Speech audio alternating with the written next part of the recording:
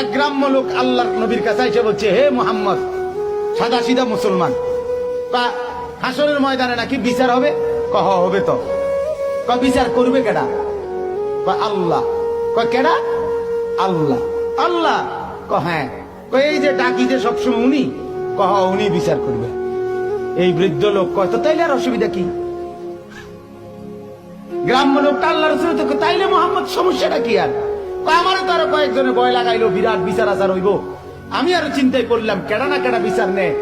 এখন শুনছি যেহেতু আল্লাহ বিচার করে, উনারে তো আমি চিনি, আমি তো 5 ওয়াক্ত উনারেই চিনি, আমি রুকুতে উনাকেই চিনি, সেজদা করতে উনাকেই চিনি, আল্লাহু আকবার বলতে উনাকেই চিনি, আলহামদুলিল্লাহ পড়তে উনাকেই তো চিনি, সুবহানা রাব্বিয়াল আযীম বলতে উনাকেই তো চিনি, সুবহানা রাব্বিয়াল আলা বলে উনাকেই তো চিনি, প্রতিদিন সেজদা করে উনাকেই তো চিনি। এত চিনি চারে, সে আমারে চিনবে না কেন? সে হিসাব তো সহজেই নিবে। বুঝা?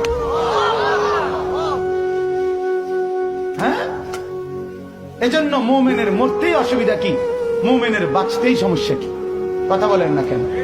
ইমানদার মরলেই অসুবিধা কি? ইমানদার বাঁচলেই অসুবিধা কি? ইমানদারের কোনো অসুবিধা নাই। সমস্যা সুদ করে হেঁটে মরলে সমস্যা, মাইরা হতাইলে বোধে। কথা কয় না কেন?